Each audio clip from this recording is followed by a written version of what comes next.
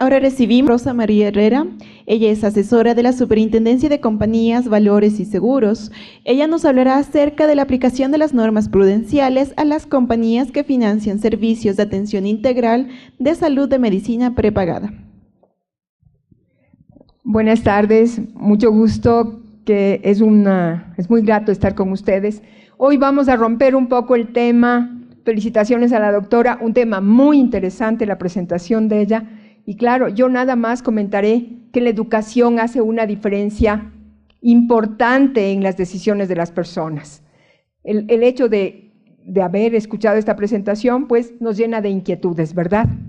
Bueno, espero que esta también les llene de inquietudes y vamos a cambiarnos de tema virtualmente a un tema de servicios financieros y de tema de regulación. ¿De qué vamos a hablar?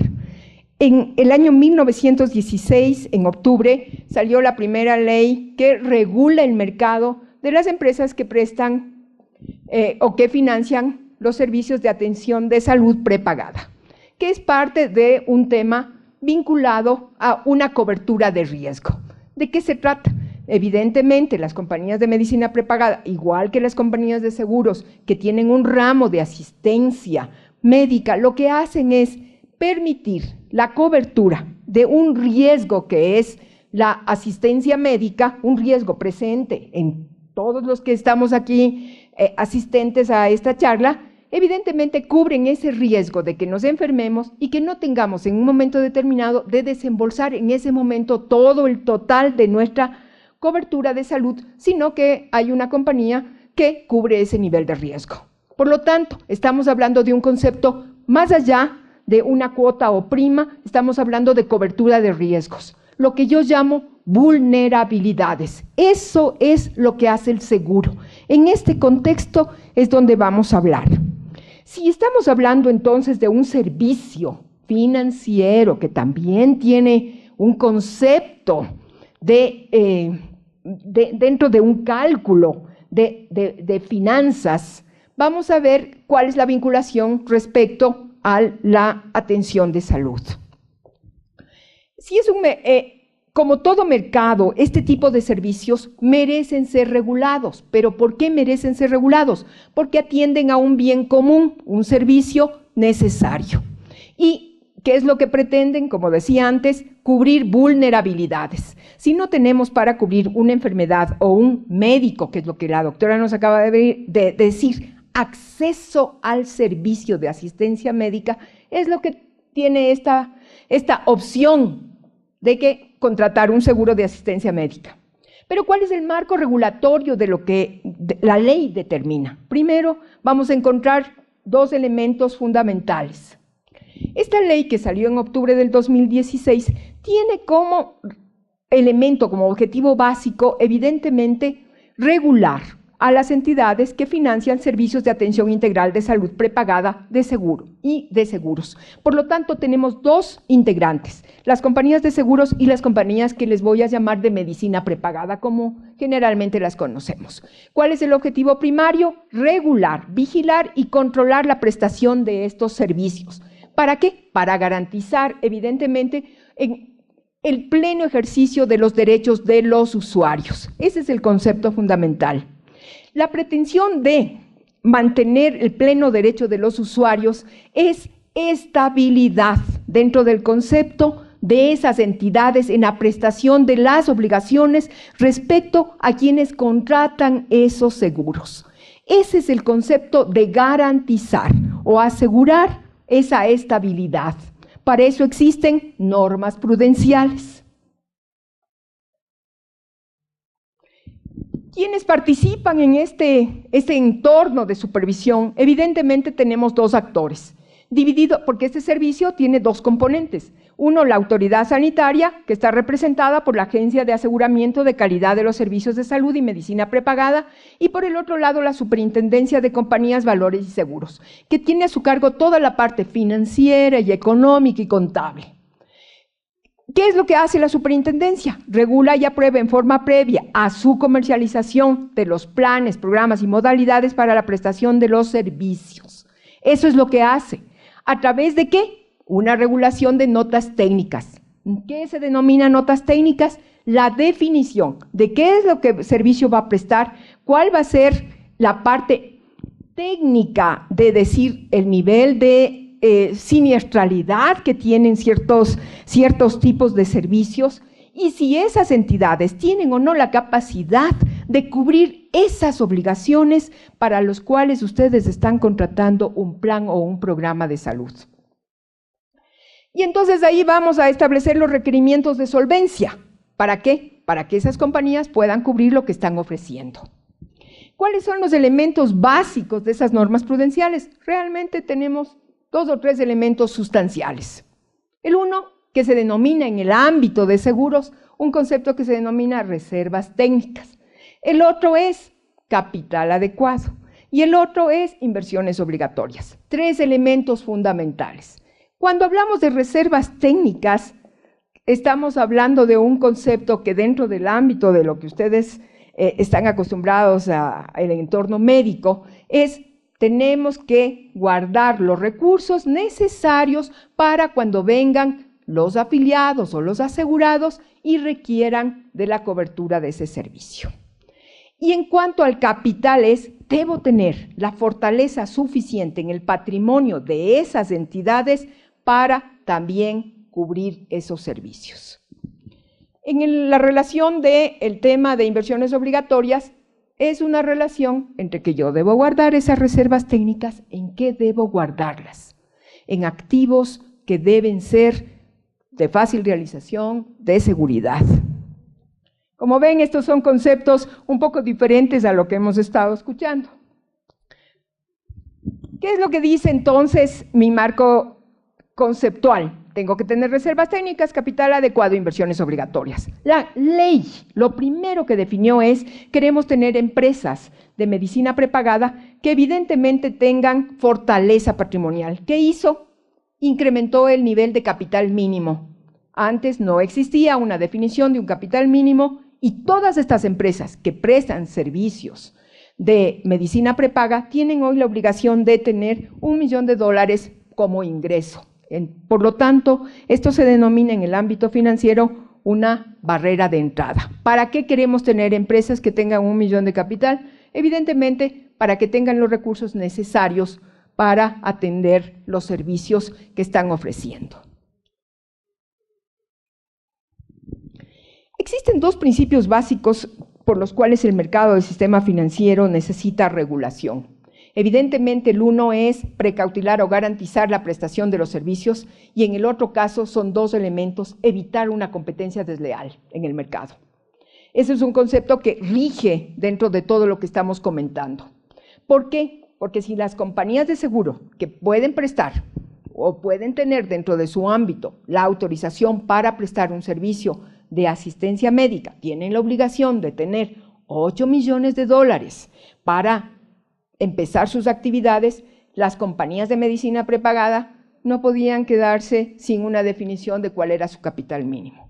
Hay que evitar entonces asimetrías regulatorias dentro de un contexto de la norma, de la regulación del mercado.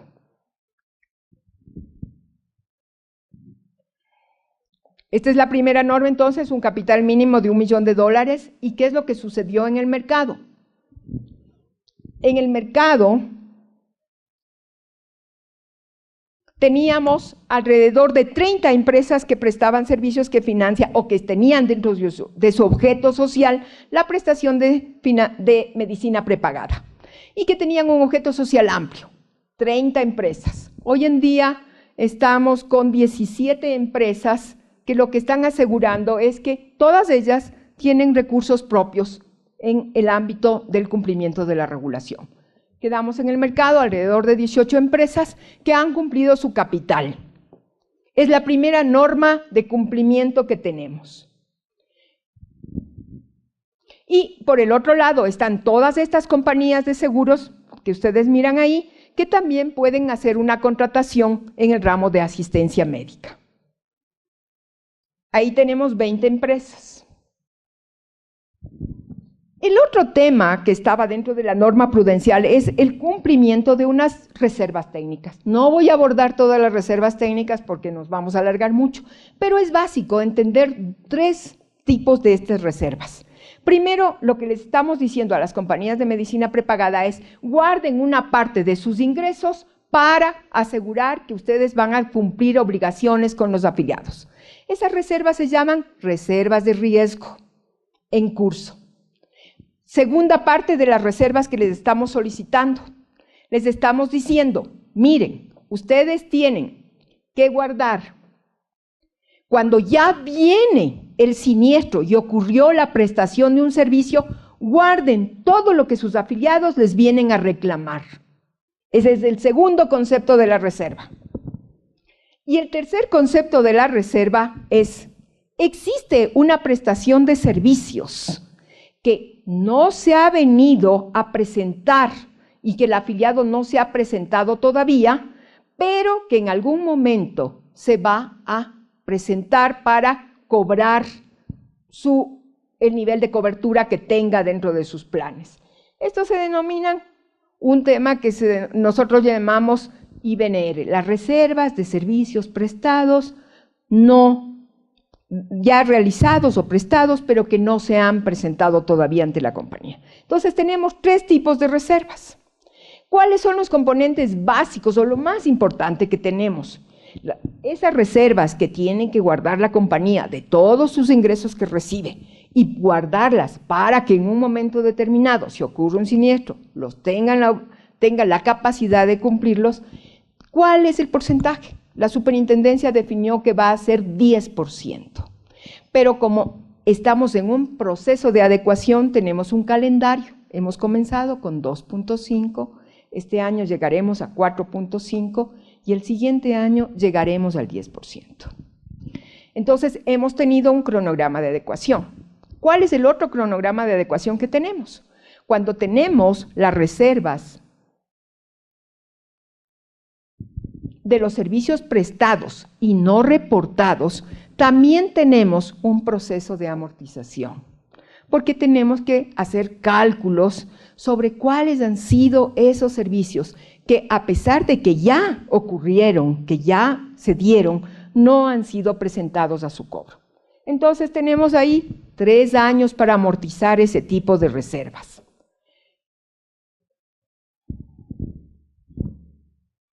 Aquí tenemos algunos otros datos, pero que yo voy a tratar de resumirlos. Aquí está la forma de cálculo, que no vamos a enunciarlo. Es una forma actuarial, una forma matemática de calcular este tipo de reservas, pero que en todo caso lo que pretende el regulador es que las empresas tengan garantizadas los recursos para la cobertura de riesgos. ¿Cuáles han sido los procesos de control más importantes? Que estos son comunes en un mercado de este tipo de entidades. Primero, unas pruebas que se ejecutan que se llaman de bus testing. Es decir, tengo que ver que las reservas que tengo en algún momento son las necesarias y suficientes. Entonces, ¿qué le pido? Que informe el actuario.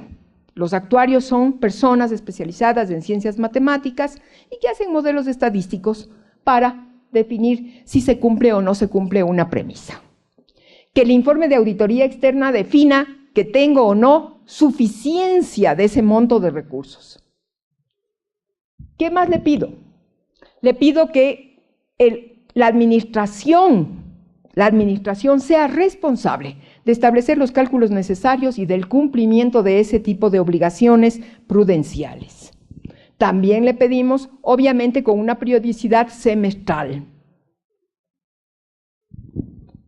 Y claro, otro tema de control es que si estas entidades ceden parte de su cartera de cobertura de riesgos a otra empresa, lo hagan a una empresa que tenga las mismas condiciones y que tenga suficiencia para cubrir esos riesgos.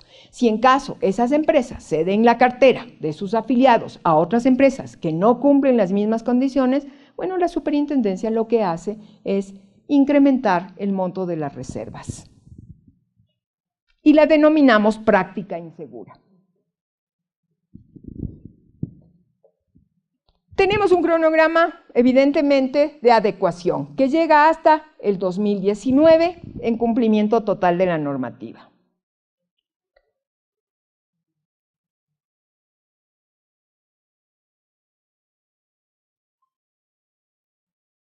¿Cuál es la otra norma que vamos a comentar? Es el capital adecuado. ¿Qué es lo que trata este tema tan anticuado?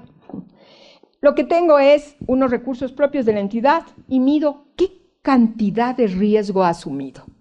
¿Y qué es lo que me debería dar? Un punto de equilibrio. La cantidad de recursos propios que tiene la entidad tiene que ser equiparable o superior a la cantidad de riesgo que ha asumido. Para calcular eso, tenemos una suerte de formulitas fáciles.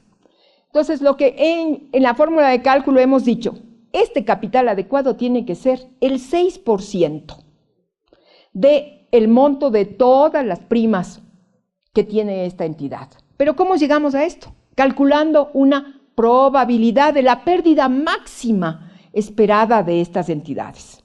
Entonces, hemos definido este numerito que es el 6%.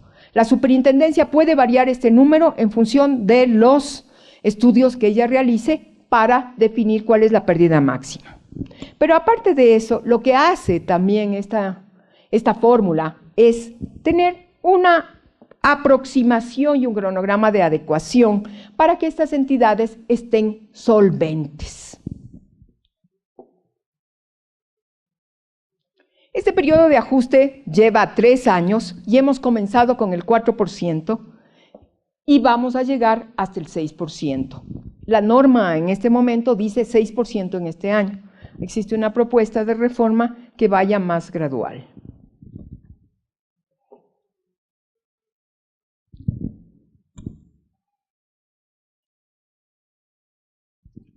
Hoy en el momento, todas las entidades que comentamos, el cálculo que se hizo es que tenemos un requerimiento de capital adecuado de 16.9 millones de dólares sobre el monto que estas entidades han tomado de riesgo. Son entidades que cumplen ampliamente el nivel del 4% de solvencia que está definido en la norma. Es decir, en este momento tenemos entidades que cumplen adecuadamente el concepto de su capital. El otro elemento que hace la superintendencia para control de estas entidades es la aprobación, evidentemente, de notas técnicas, en donde tenemos 2 procesos, participamos 2 autoridades. Una primera, que es la Agencia de Aseguramiento de la Calidad de los Servicios de Salud y Medicina Prepagada, que define todos los protocolos sanitarios, que define cuáles son los conceptos de inclusión en los planes y en los programas que presentan cada una de estas empresas. Y luego entra la superintendencia a la definición de lo que denominamos nosotros notas técnicas, que son cálculos actuariales, definición de cuál es la tarifa, de cuál es la cuota, de cuáles son los cálculos estadísticos que sustentan esa prima. Las cuotitas que pagamos de medicina prepagada tienen que estar sustentadas en condiciones de cuántos riesgos ha asumido esta entidad, de cuál es la probabilidad de siniestros que ocurren.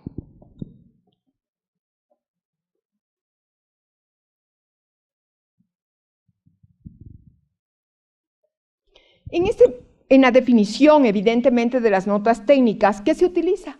Cálculos actuariales y modelización, premisas que sustenten modelos estadísticos para definición de las primas de riesgo, de cuántos son los gastos de administración, cuáles son los gastos de operación. Y evidentemente que se determinen un sistema adecuado del cálculo de las reservas técnicas. Aquí definimos precios. Las notas técnicas, en el fondo, al final, van a definir precios. El otro elemento que tenemos otras varias normas es que obviamente, aquí hay un elemento básico de supervisión, que es que si tenemos necesidad de cálculos estadísticos, matemáticos, ¿qué queremos tener? Expertos, juicio experto y conocimiento. Bueno, tenemos una norma de servicios actuariales, tenemos una resolución de reclamos a los usuarios, que es la otra parte que integra este concepto de supervisión. Entonces hemos abarcado un tema de solvencia de las entidades, un tema de sustento en conocimientos y expertos y juicio de conocimiento del mercado y la estrategia de cada una de esas entidades, y 3, el tema de servicio al cliente a través de un establecimiento de los reclamos administrativos. Otra vez actúan dos autoridades. En el tema sanitario siempre van a estar en los reclamos administrativos que se presenten de los afiliados a estas entidades, va a estar obviamente la agencia de servicios de salud, y por el otro lado, en la parte financiera, actuará la superintendencia. Este es un poco, nos hemos dado un paseo muy rápidamente por el tiempo sobre el tema del marco regulatorio y de la política de regulación de este sector, que lo que hace es prestar un servicio de acceso hacia los servicios de salud y cubre vulnerabilidades. Yo no sé si existirá preguntas sobre este tema, pero encantada de responderlas si es que las hubiera. Bueno, agradecemos a la economista Rosa María Herrera. Ella es asesora de la Superintendencia de Compañías, Valores y Seguros. Un aplauso.